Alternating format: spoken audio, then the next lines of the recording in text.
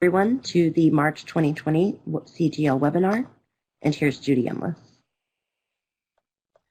Hi, everyone. This is such an honor to have you all here and to have something else to think about other than what's so prominently in the news. And I have to tell you that I find this initiative, the Grateful Leadership Initiative, the best diversion known to personkind. And when I get into it, I am so oblivious to the rest of the issues of the world. So I recommend it for that as well as many other purposes. And although we are delighted to have our guest presenter, Chester Elton, here, I'm going to start this webinar in an unusual way. It's not the way I usually do it. And it all came from a headset not working. And Roxy very, very patiently was walking me through other possibilities that it could, what the problem could be last night. This was very late last night. Thank you, Roxy. And she told me to record a few minutes so that she could listen to the recording and help her great detective skills figure it out. So I recorded something that, as I recorded it, it seemed to me to be the sum and substance of the whole Grateful Leadership and the Power of Acknowledgement initiative. And I think it's so important to see what this passage from the Book of Awakening by Mark Nepo, Having the Life You Want by Being Present to the Life You Have, has for all of us. And I'm going to embarrass myself a little bit when I play this, but, you know, it's worth it. And if you have a tissue handy, you might want to reach for it. But anyway, I'm going to have you listen to this passage from the Book of Awakening. That was my audio test. And I don't like to just ad-lib for 5 or 10 minutes if it's not focused and important. So I was reading this wonderful passage. So here it goes.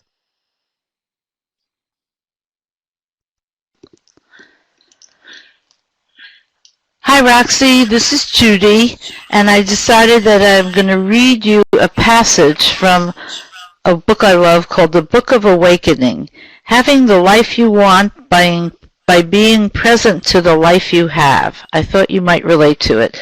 And this is one of my favorite passages in the entire book. There's a passage every day. This is from December 31st, but it happens to be one of my favorites, and it's called I See You. And then underneath that, there's just a little quote, I see you. I am here. For centuries, African Bushmen have greeted each other in this way. When the one becomes aware of his brother or sister coming out of the brush, he exclaims, I see you. And then the one approaching rejoices, I am here. This timeless bearing witness is both simple and profound. And it is telling that much of our modern therapeutic journey is suffered to this end, to have who we are and where we've been be seen. For with this simple and direct affirmation, it's possible to claim our own presence and to say, I am here. Those people in our lives who have validated our personhood by seeing us and exclaiming, so are the foundations of our self-worth. Think of who they are. For me, the first to rejoice at my scrambling into the open was my grandmother. If not for her unequivocal love, I might never have had the courage to express myself at all. And after all, isn't art in all its forms the beautiful trail of our all-too-human attempts to say again and again, I am here? I might get choked up when I read this. You'll forgive me. It is important to note that being seen enables us to claim our lives, and then it becomes possible to pass the gift on to others. But just as important as bearing witness is the joy with which these Bushmen proclaim what they see. It is the joy of first seeing and first knowing. This is a gift of love. In a culture that erases its humanity, that keeps the act of innocence and beginning invisible, We are sorely in need of being seen with joy, so we can proclaim with equal astonishment and innocence that of all the amazing things that could have been or not, we are here. As far back as we can remember, people of the oldest tribes, unencumbered by civilization, have been rejoicing in being on earth together. Not only can we do this for each other, it is essential. For as stars need open space to be seen, as waves need shore to crest, as dew needs grass to soak into, our vitality depends on how we exclaim and rejoice, I see you, I am here. And then, this is a beautiful book by Mark Nepo. And at the end of that passage, he has a little exercise, as he does for every day. Sit with a trusted loved one, and with your eyes closed, meditate on their essence as you know them. When filled with their presence, open your eyes and declare with joy and sincerity, I see you. Allow your loved one the space to proclaim in return, I am here. Switch roles and repeat this process of first seeing and first knowing. If moved, live your life this way. So I think you know that I do, and I'm just moved a lot of the time. So anyway, I'm moved by how patient and persistent you are with me and my forgetting things all the time, and still seeing me through to making sure everything is good. So thank you for doing this, Roxy. Bye-bye.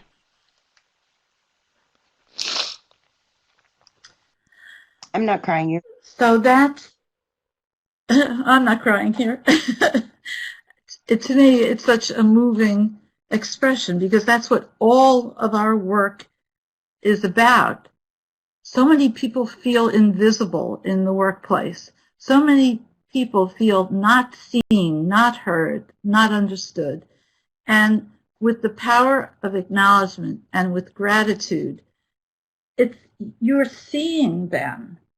And that's what we're all doing by practicing grateful leadership. It's just such a joy. And I know so many of you who are practicing it, even now professionally as certification holders. You know, you're seeing how people respond to this. And it's so simple, we can all do it. And that's why I'm so glad to turn this over now to somebody whose work I've admired for many, many years, and that's Chester Elton. I first learned of him when he wrote the book, The Carrot Principle, and I felt, oh, somebody understands the importance of recognition. And his focus was more on recognition than on acknowledgement then in those days. But he has gradually moved over and developed into a full booming practice of leading with gratitude. And he's been dubbed the Apostle of Appreciation by Canada's Globe and Meal. I love that. So I'm delighted to introduce you to the Apostle of Appreciation, Chester Elton. Chester, thank you so much for being with us today. Well, thank you for the invite, and thank you for that wonderful reading. That was beautiful. I appreciate that very much. Oh, thank you. Well, great. Well, should we just jump right in? Yes, please do. Excellent. I wanted to thank you for your time today and give you a little background. Judy did a good job on our journey. I always talk about our. I have a wonderful co-author named Adrian Gostick, and for 20 years we've been researching, studying, and publishing on how you create these great places to work. You know, how you create a place where people believe what they do matters, and when they make a difference, it's noticed and it's celebrated. So Judy mentioned our book, The Carrot Principle, based on a very simple premise that somebody on your team does something great, you notice it, you celebrate it, you give them the virtual carrot. And our work has evolved since then. We took a deep dive on culture. We realized that if you didn't get the culture right, the recognition, the gratitude didn't matter. We published our findings in a book called All In, How the Best Leaders Create a Culture of Belief that Drive Big Results. And our latest work Leading with Gratitude really is a culmination of 20 years of studying workplace, culture, teams, gratitude, and of course, leadership, because the leader really does set the tone. And on that, I'd like to share with you one of the great leaders that we interviewed for the book, Alan Mulally. And you might remember that Alan was the gentleman that saved the Ford Motor Company. He came over from Boeing, where he'd done some great work after 9/11 there. And I love this quote. He says, leadership is about people. It's about appreciating them, loving them, and thanking them every step of the way. And Judy, you'll love his leadership philosophy and his strategy. He says, yeah, it's all about your people. Love them up. Just love them up. He's from Indiana and got that great Midwest approach to life in general. Where I hope this will play. He left a voicemail for me on my phone, and we'll see if this will play. If not, I'll give you the essence of it. Hi, Chester. It's Alan. So I just wrote you an email and about leading with gratitude. When I think about it, love, love, love it. The message needs to get out, and widely, and I'm ready to help. And I sent you a note with my thoughts about it. And just know that everything about my principles and practices and management system associated with working together that I've used over the years at Boeing and at Ford and also with our family are all based on humility, love, service, and gratitude. Isn't that a great message? I'll tell you, one of the things that we were really encouraged when we interviewed all these wonderful leaders is not only did they lead deeply in their organizations and their businesses with gratitude, every one of them took it home. Every one of them used these same principles with the people that meant the most to them, their families, their friends, and so on. So it was very encouraging. Well, we love the definition of a culture of gratitude. A work group or people where they feel valued and rewarded when they make a difference. Now, it was interesting that as we studied gratitude in the workplace, we found this gratitude gap. How does this play out? A lot of leaders gave us a lot of excuses as to why they didn't lead with gratitude, and we'll debunk some of those myths. What was interesting is in this gratitude gap that when we talked to business leaders, we said, look, do you think you're above average in expressing, appreciation, recognition, gratitude in the workplace? And almost 70% said, oh yeah, I'm above average. I'm really good at this. When we asked their direct employees the same question, only 23 agreed. And this is what we call the gratitude gap, right? We have this perception that we're really good at what we do, and yet the people that work with and for us don't feel that gratitude, don't feel that love and appreciation. It was very, very common. Well, we talk about debunking the gratitude myths. Now, the myths to us were really interesting because, and I want to pause here for a little bit. The difference between good leaders and extraordinary leaders that we studied in this practice was really interesting. It was never their hard skills that made the difference. It was always their soft skills. Isn't that fascinating? How they communicated, how they engaged people. And number one in those soft skills we found was how they expressed gratitude. You talk about this Center for Grateful Leadership, right? It's all about engaging people emotionally. The problem in the gratitude gap and debunking the myths is a lot of leaders felt like if they expressed too much gratitude, they were perceived as weak, right? That people would take advantage of them, that they would expect a raise or a promotion, and so on and so on. Well, what's really interesting about Alan Mulally in particular, and I think he's a perfect example of this, is that he is not soft. In fact, as the newspapers and media in Detroit, chronicled this remarkable comeback for the Ford Motor Company, they said, "Oh, you think Alan Mulally's soft? Au contraire, he has a spine of titanium." He was very, very good about holding people accountable, working the roadmap, right? It doesn't mean that you're soft. It means that in this accountability, in this, performance and looking for people to really step up and do those things you need them to do in your organization and your business, that when you hit those milestones, that you're grateful for that progression. You don't have to be soft. In fact, the leaders that we studied were anything but soft. So it led us to the debunking the myths. And here are, 7 that we came across that were the most common. And maybe some of you can relate to this. That number one, that fear was the best motivator, right? That was the way to get the best out of people. People need way too much praise these days, especially the younger generation. They want a brass band welcoming to work and so on and so forth. One of my favorites is there's just no time, right? I just haven't got enough time. I'm doing more with less. So how do you expect me to get the hard stuff done if I'm spending too much time on the soft stuff? I'm not wired to feel it was an interesting one. And this was almost generational. I never got recognition, and so I'm not going to give it, and I turned out okay, right? Or I'll save my praise for those who really deserve it. Classic, right? As soon as they do something great, I'll recognize them. I remember, back in 1983, people did something great, and I said something. It was shock and awe. Compensation was a common excuse.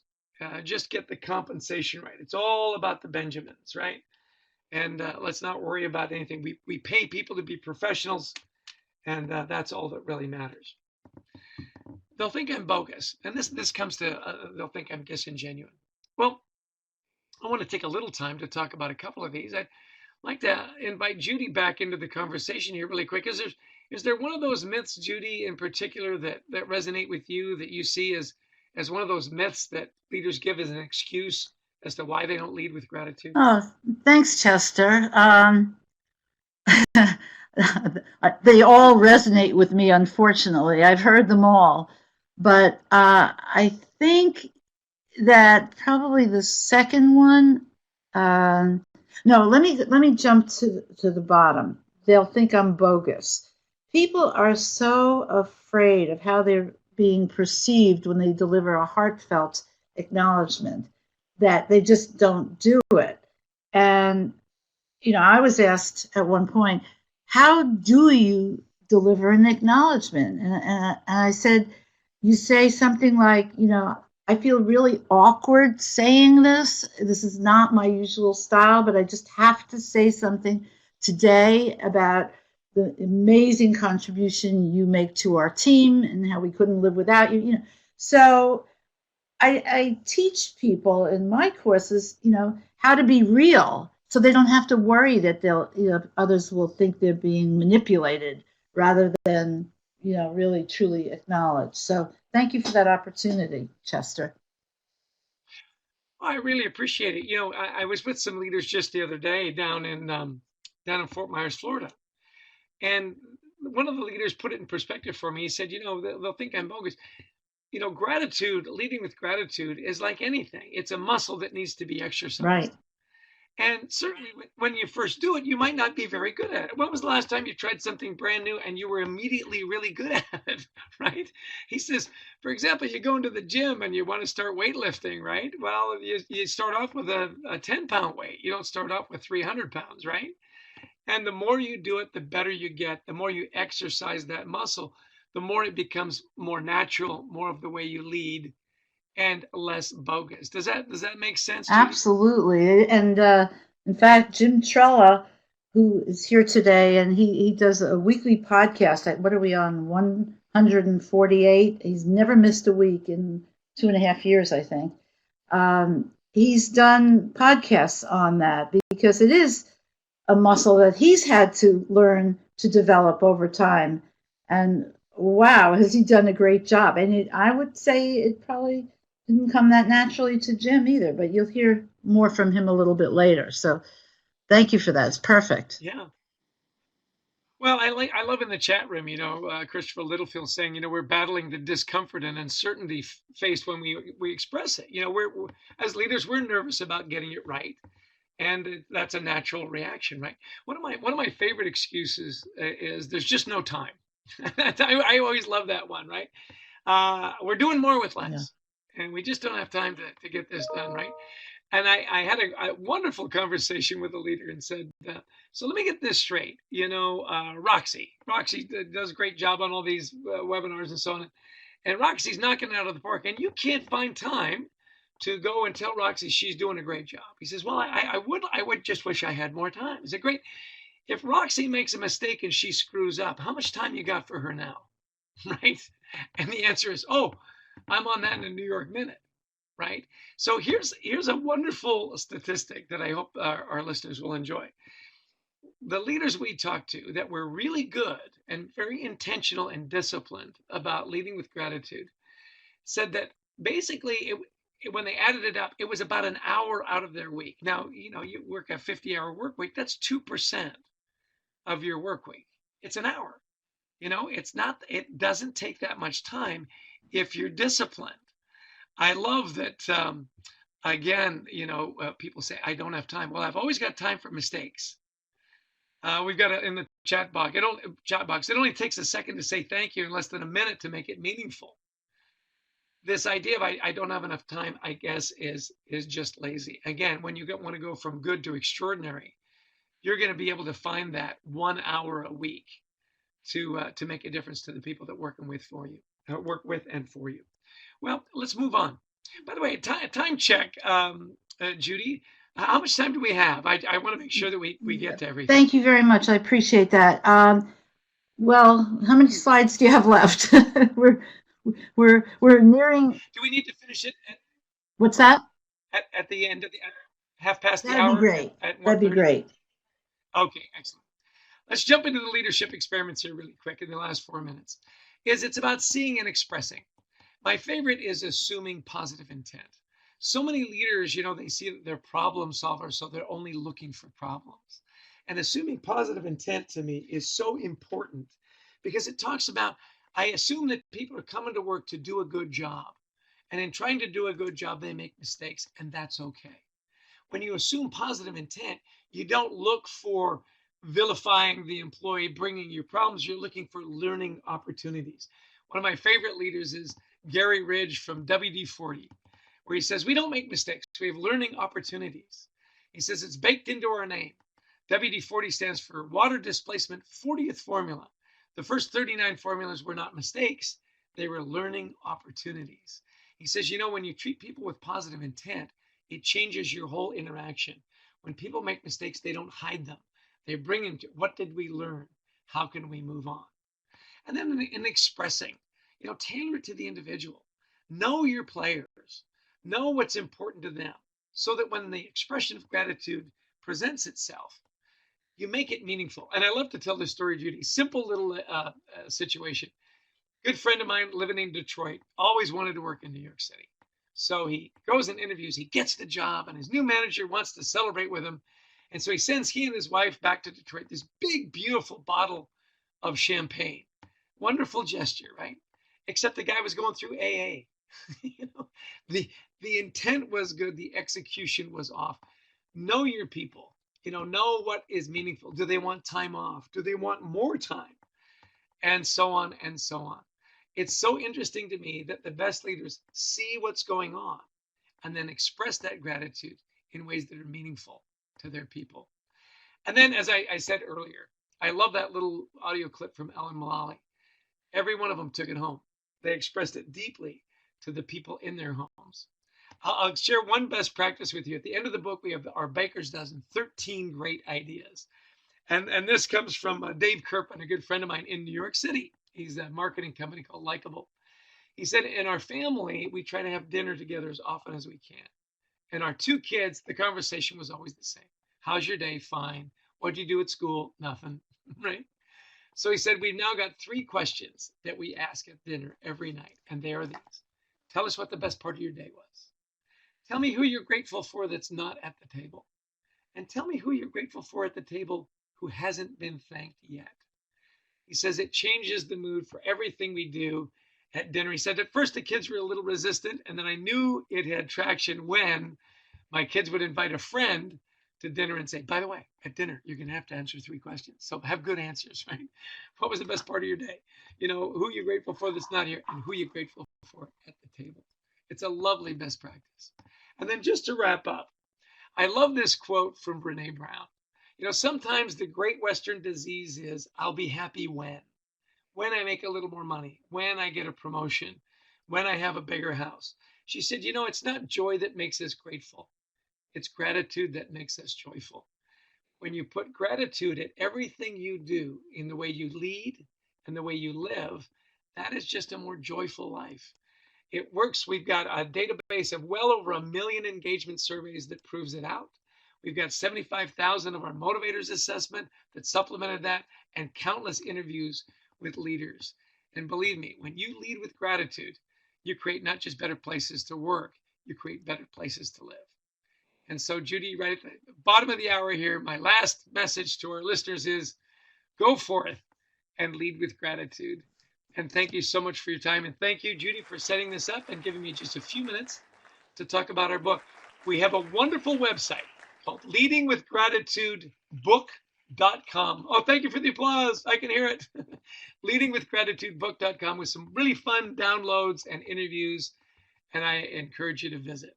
Judy, back to you. Chester, thank you so much. This was so wonderful and such a validation of everything we've been trying to do and doing here at the Center for Grateful Leadership. But we can always use the statistics, the research, and we will definitely make a study of your book and your surveys.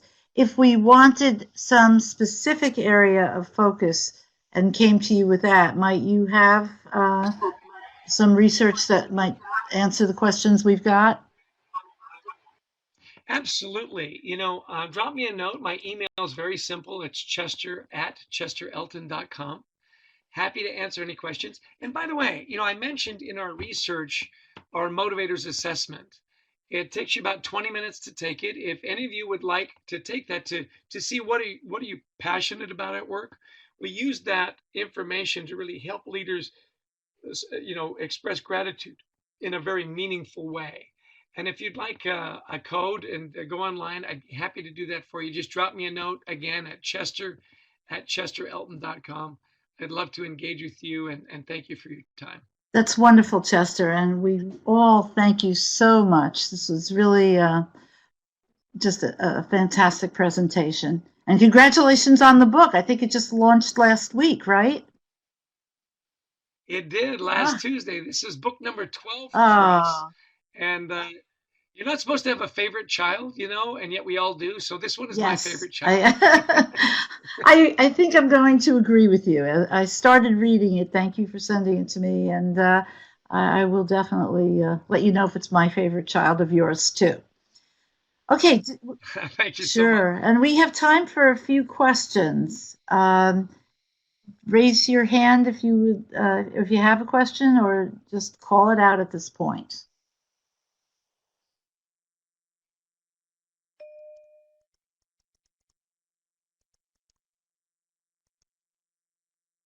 Okay. First off, I want to thank Roxy for saying she added the book to her Amazon cart. Thank you, Roxy. That's really great. Appreciate that. That's great. Okay, so we're echoing. We're echoing. Hi, this is Kathy Kels. Can you hear me? Kathy Kels, can you hear me? This is Kathy. Yes, Kathy, welcome. I'm so happy you're here. But we just have to figure out whose microphone is open that's causing echo. I just opened mine. Let's see. Okay, good. I think you're good. I just wanted to say, No, you're great. Chester, thank you for your presentation. I caught the tail end of it. I'm sorry I had another meeting I had to attend. But I am buying your book as we speak on Amazon, just so you know. I can't wait to read it. Excellent. Thank you. Thank you so much. Those are words an author loves to hear. In fact, if you want to buy 2 copies, it makes for a great gift, for anniversaries, Easter, bar mitzvahs. Feel free to buy more than one. Okay, all right. Okay, Kathy, did you have a question for Chester?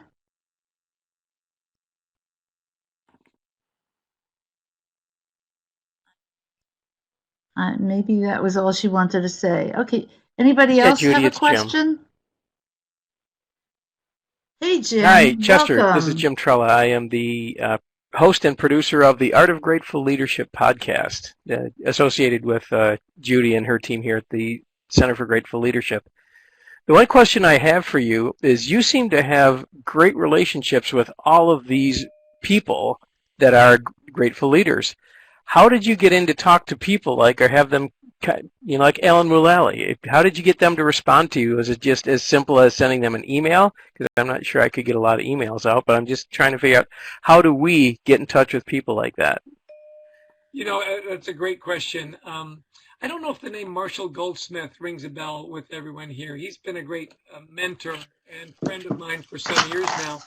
Marshall is a legendary executive coach and was the executive coach to many of the leaders that we were able to get in touch with. It's interesting. I actually grew up in Canada. I've lived in New Jersey now for almost 30 years, and we've got an expression: if you want to get to know somebody, you got to know a guy who knows a guy. You know what I mean? Yes. So I know the guy that knows the guys, and Marshall is very gracious with his time and his talent. He has formed a group called the MG100 Coaches Pay It Forward, and it's made up of basically three groups: executives that are either currently active as executives or recently retired, executive coaches, and then thought leaders. He invited me to be a part of the MG100 a couple of years ago, as are a lot of the leaders that we interviewed, Alan being really active in the group. So I was able to interact with Alan, watch him present, and do a few things with Alan over the last couple of years. We had a nice relationship, made it easy to reach out to him. Hubert Joly, who turned around Best Buy from $1 billion deficit to $1 billion surplus, is also part of the group.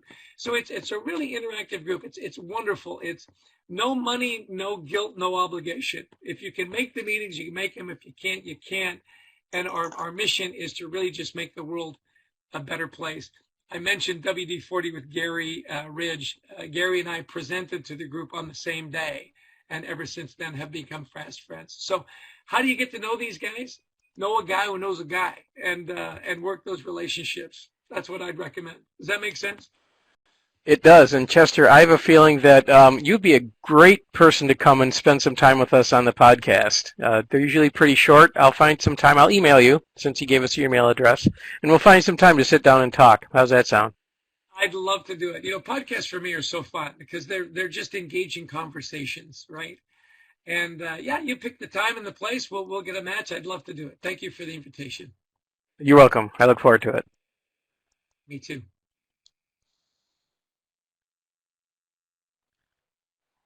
Okay, well, we take one more question if you have it, and then we're going to move on to our wonderful contributions by our wonderful contributors here. One last comment is, I know Donald also wanted to Sure. review the book. Donald, if you'll drop me a note at chester@chesterelton.com with your mailing address, I'd be happy to send you the press copy. That'd be wonderful. Really great. Okay, and Don does great reviews and, really thorough kinds of connections with many, many different topics and authors to our Grateful Leadership Initiative. And so we'd be happy to have you in the fold. Excellent. That's awesome. As your listeners Okay. and everybody's participating, if you get the book and you really enjoy the book, please feel free to write a recommendation on Amazon. And if you don't like the book, please keep that to yourself, as we always recommend. So appreciate your time and lead with gratitude. And just in closing, Judy, as we wrap up this segment, I really am grateful for people that are here that do lead with gratitude and that do practice it in their personal lives. We have a motto in our family that no success in business can ever compensate for failure in your home. Don't leave your best self at work. Bring your best self home. My favorite statistic is when you are happy and engaged and motivated at work, you are 150% more likely to be happy, engaged, and motivated in your personal life. And I think that's the power of gratitude. And as the apostle of appreciation, that's my sermon, and I'm sticking to it. Judy, can I get an amen? Amen. And Chester, we'd love to have you stay for the rest of the webinar if you can. And I think you'll be moved and inspired at what our people contribute every month. It's just mind-blowing to me. It'll be a delight. Yeah. Good.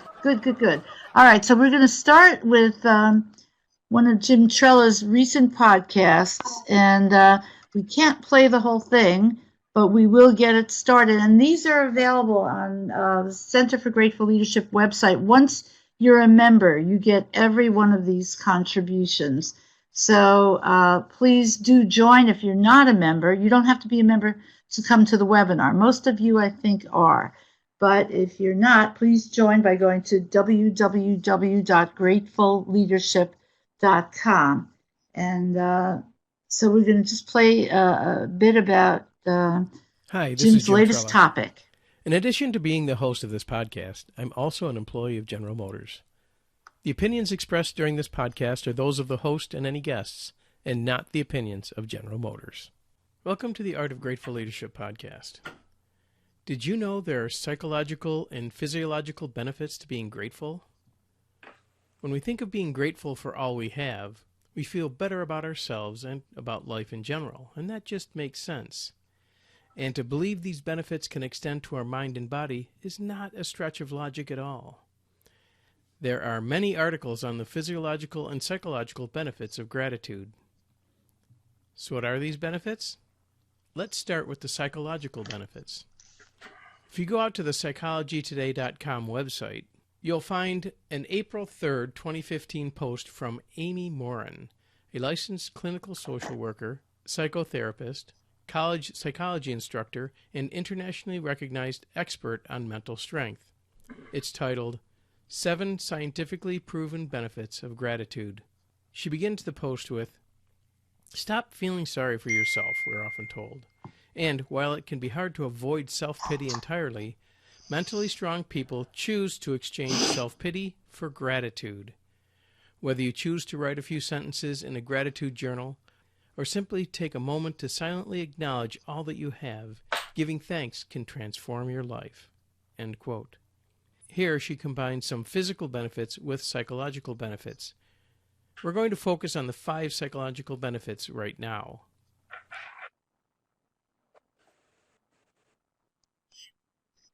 Okay, and we're going to keep you in suspense as to the 5 psychological benefits. And the concept of psychological safety is one that's gained a lot of attention over the past few years, founded by Amy Edmondson of Harvard University. And I addressed psychological safety in my presentation for the Leadership and Innovation Conference, which you are all invited to still attend. Even though we launched last week, you have still an 85-day access period to see all the presentations. And I think Susan Parente was just watching my Grateful Leadership Driver of Innovation presentation this morning.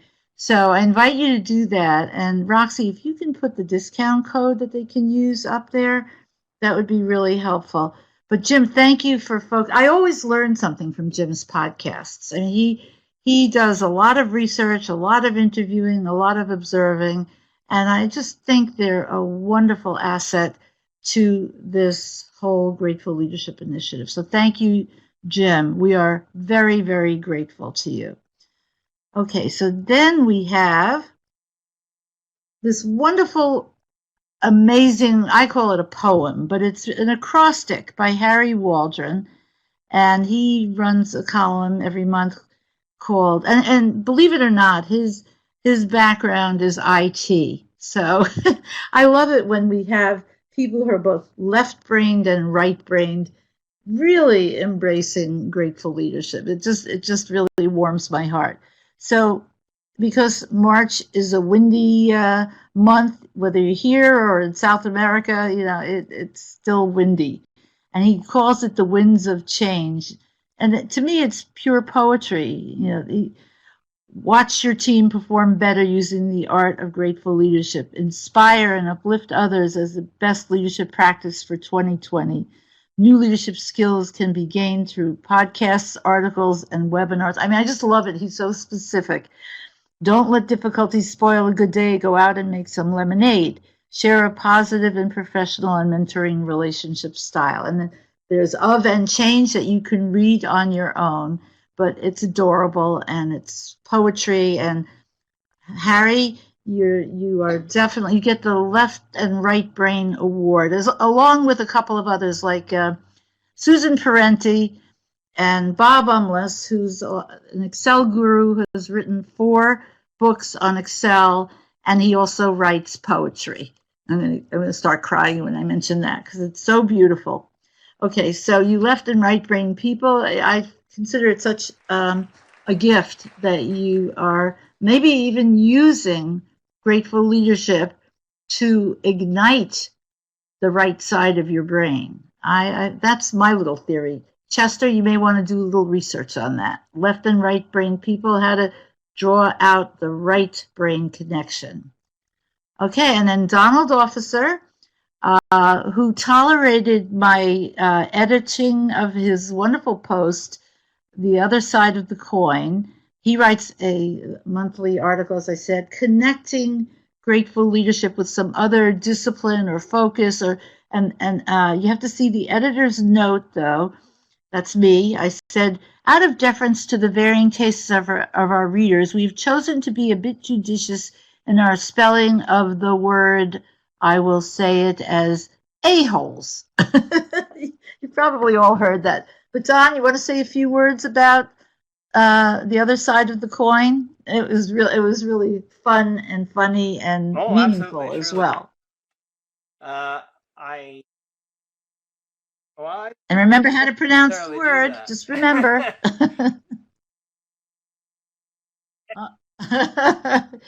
We'll have to delete you. Yeah, anyone's ever heard Go ahead. Robert Sutton, and I have. I've got both his books on the topic signed, and he's really a lot of fun, and he looks at the light side of this, though quite honestly, if you've been through the experience of one of these people in your presence, and who hasn't,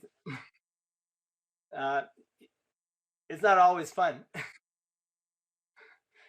But, I think the thing that caught my attention with respect to this column was that, my gosh, these people can't have any gratitude whatsoever. This is exactly what makes them bleep holes. And so many of them really believe that they're in the right, that this is the proper position to take, and they can't be convinced. Oh my goodness. So, I mean, that's an opening for a grateful leader, to show by example. And you know something, I've seen this sort of story before. Sometimes somebody has what appears to be a highly negative and destructive approach to a problem, but there's still a silver lining. And a grateful leader can bring that out. And this can make a change. Not necessarily permanent. It's a good start. And Don, I can't tell you how true a statement that is. And in fact, in my longer form courses, that we do a whole exercise on dealing with challenging people, and how when you zero in on the one thing or two things that they really are great at and that they give as a true contribution to a team, they start changing their overall behavior. So I think this was really valuable. I think everybody should read it, and we're going to circulate it widely as well, because it's something people should know. Don't give up on people just because they are, this kind of person. Don't give up on them. They all have some redeeming feature. They have a unique contribution that they can and will make if we encourage them. So thank you, Don. That was really a fascinating and fun one. And going on, yeah, thanks. Okay, and Grateful Parenting by Roxy Nevin was totally inspiring this week. It was this month. And it's how she's raised her children. And she talks about it. She talks about her successes and her failures. And but this was such an amazing success. I'm going to make sure my daughter reads it because you've done a magnificent job, Roxy. So thank you for doing this every month. I always look forward to reading it. It's an absolute pleasure. I have very little editing to do. Thank you very much. And keep on writing. Okay, so now I want to take this last segment to actually launch a new column on the communications board of the Center for Grateful Leadership. And I'm calling it, unless somebody could come up with a better title, Doing It! Exclamation mark. And I am going to introduce the concept of people who are actually doing it. Like they are stepping up and stepping out and teaching grateful leadership to others, because we now have a 1-hour certification in grateful leadership, level 1, which more and more people are adopting. And you know, they're going through the training and then they're delivering it. And so I'm going to ask actually 3 people today, no, actually 4, if we have time, to just say a few words about how they're doing it. And I'm going to start with Jim Trella because his is so fresh and new and delightful. I heard about it right after it happened today. Jim, could you just tell us what happened at General many people Motors know that today? I've worked at General Motors. I've been associated with them for 12 years, an employee with them for close to 8 years. It'll be 8 years. Anyway, I've been trying to get the Center for Grateful Leadership and the idea of grateful leadership into here since I met Judy, which is in 2015. This morning, I had the chance to sit down with our leadership development team over in our human resources area. After presenting to them, totally unscripted, the presentation that Judy has put together for the level 1, we just went through an outline of the whole thing. It took me just to go through that was 45 minutes because of all the questions and the way that people were so enthusiastic about grateful leadership, how they could bring it in and work with GM's 7 behaviors that are expected, and positive leadership and intentional leadership, and it all just started coming together. I've been invited to talk to their employee resource groups. They have a leadership meeting it'll either be April or May because they do it once a month, to present that session for grateful leadership and the power of acknowledgement. And then I'm assuming that some of that will turn into actually presenting to the resource groups themselves, which are a huge part of the GM population. So after 3 years of trying, maybe we broke the ice.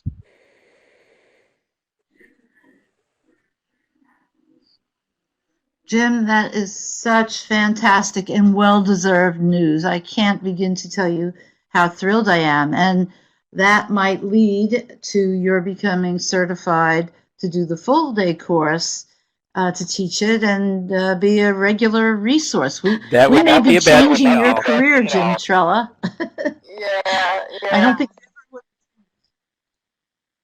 Yeah. And I'd like to thank you for that. And I want to move on to our next Doing It representative, and that's Kathy Kast. Kathy Kast is a certified instructor, the level 2. And that started back when she was at MD Anderson.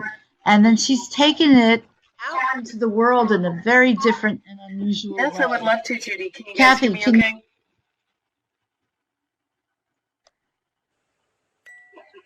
Excellent. I have the privilege and honor of being the district director for District 56 in Houston, Texas of Toastmasters. We have 5,000 members in our district, which is in 27 counties stretching 90 miles in each direction, north, south, east, and west. It's a wonderful opportunity to teach people to be better leaders and speakers. The way I have implemented grateful leadership into my life is by providing one-on-one time with each one of the people that report directly to me. Obviously, there's no way I can reach 5,000 people, but we do have a pyramid type spider web that goes out to every single member. My immediate reports, I have 50 of those. And of those, I have 7 that are tight, and then 7 more that are just below that level. And of those 14 people that are in my immediate circle of influence, I take the privilege and a note right out of Grateful Leadership's book of creating a profile for each person. And one of my leaders, one of the questions that I have for them is, what is your goal this year? What do you want to grow? Where do you want to develop? And one of them recently told me, well, she told me back in July of last year that she wanted to become a softer leader. Recently we were talking and I said, so how's it going on becoming a softer leader? And she was stunned that I knew she wanted to do that. And I shared with her how I have created a profile for each person. She knew it, but she had forgotten about it. And how I want her to create a profile for each one of the people that report directly to her, so that she too can know what their goals are and how their goals are being met. That's my way of doing it right now.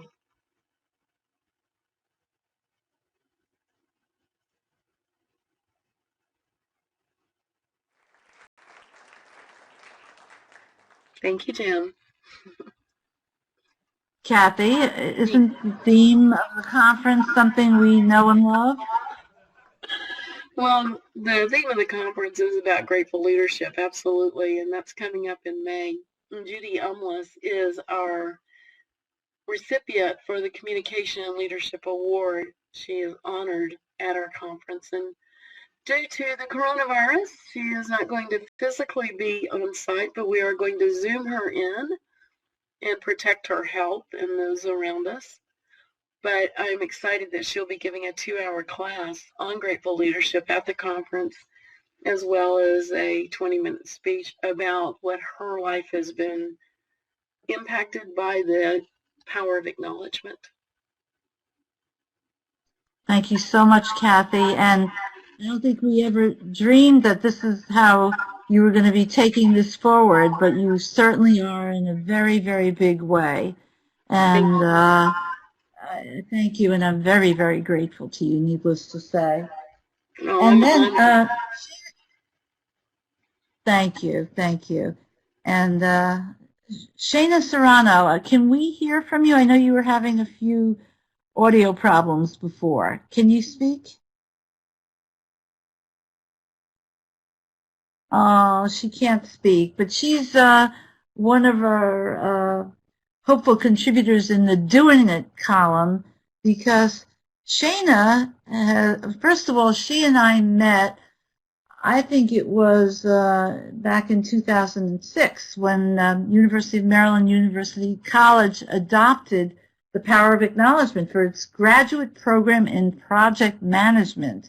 That was such an amazing surprise and a delight, and they kept it going for over a decade. It was required reading, and I used to get the Patricia Rife Beavers was the professor who had adopted the book for the whole department, and she used to send me term papers of students on the power of acknowledgement. It's just so adorable and delightful. And out of that, I met Shana because she was in the U.S. Air Force in Iraq. And she tuned in for the webinar I led every semester at UMUC at 3 a.m. And since then, we've been very, very tight and committed to each other. And she just out of the blue a couple of weeks ago said to me, oh, by the way, I'm writing my doctoral thesis on grateful leadership. And I said, oh, my gosh, this is beyond exciting. And so she's doing it. She got the abstract approved, I believe, and she's going forward. So I'm hoping Shana will start the Shana Serrano Doing It column and keep us posted as to her journey, because I think this will be so exciting for us to see the research that comes out of it, and I think it's going to help us validate the actual impact, the social impact, and the profitability of an initiative like ours. So, Shana, that's great. She signed up for it. Wonderful. We got it in writing here. And then the last person who I'd like to call upon, although I didn't properly alert her beforehand to the fact that I was going to call on her, is Susan Parente, because she's really proposed a whole new initiative that I have a meeting to discuss with Scrum Alliance in about an hour because of her work. And Susan, are you able to speak today?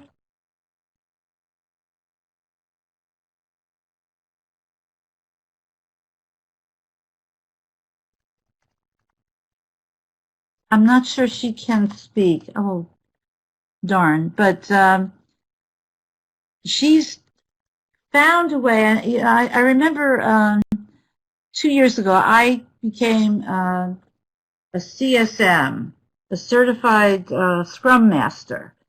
And everybody in our company, just about everybody in the company was doing it. And I decided to go through it. And I was kind of shocked that in the midst of the training about Scrum and Agile, there was a whole segment on servant leadership. And I was both shocked and delighted. And then I was thinking, wouldn't it be great to have grateful leadership as, sort of an adjunct to that? And Susan and I were discussing it because Susan is a certified Scrum Master and a CSPO, and she's got like 11 sets of initials behind her name. You can find her on LinkedIn, Susan Parente. And she wrote a wonderful article called, did I get it right, Susan? Will I get it right? Grateful Agile Leader. And I've approached Scrum Alliance about this. I have an audience. I feel like I have an audience with the Pope this afternoon to start the pitch because this person is willing to listen. And, this would just be a great way to get a new and related initiative out there for all of the Scrum Masters to learn and to practice. And, we really love the idea of getting this out to the world. And anybody who has an idea for doing that, and that includes you, Chester Elton, you may have some ways that we don't know about, like this, I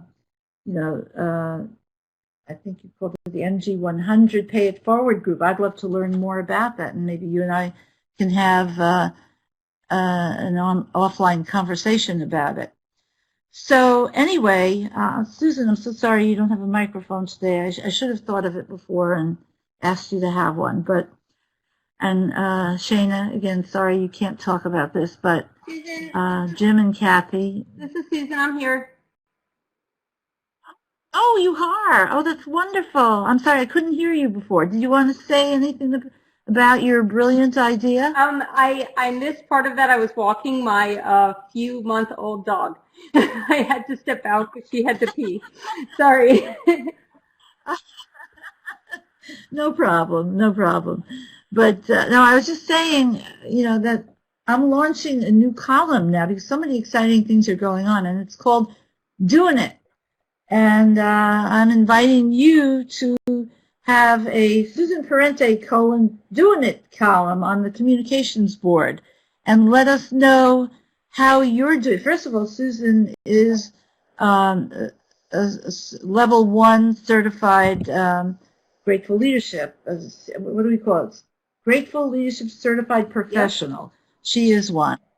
And could easily go on to level 2, if and when she wants to. But anyway, I was just telling them about your brilliant article and how it has gotten me an audience with the Scrum Alliance to make the first step of a pitch to include it in CSM training. Yeah.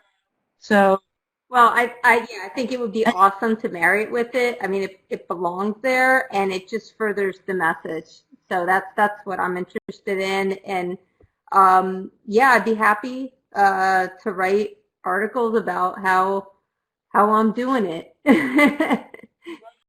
Yeah, no, that'd be great.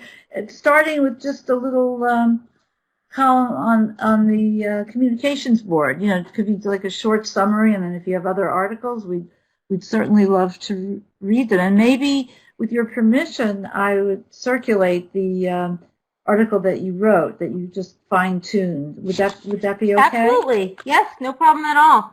And thank you. I want to thank Jim for that, because that conversation grew out of a dialogue that I had with Jim. And our presenter, Chester, is absolutely right that, you know, it's podcasts are all about being in dialogue and having conversation. And we just started talking about Agile and how well it worked in Agile, because that's kind of one of the areas I'm in.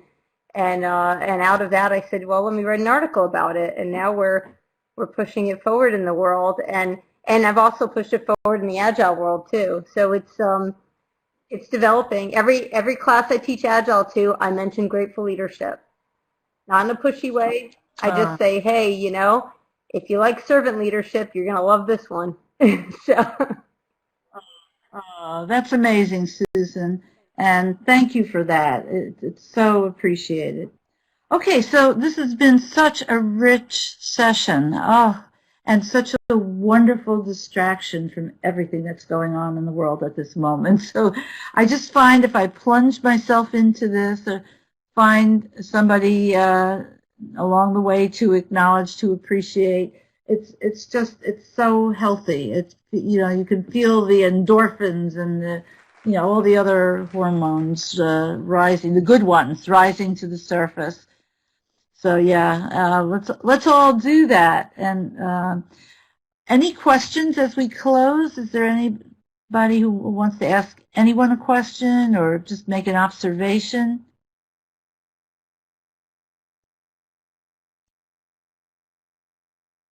Ceciliana says, great session. Thank everyone. We thank you for being here, Ceciliana.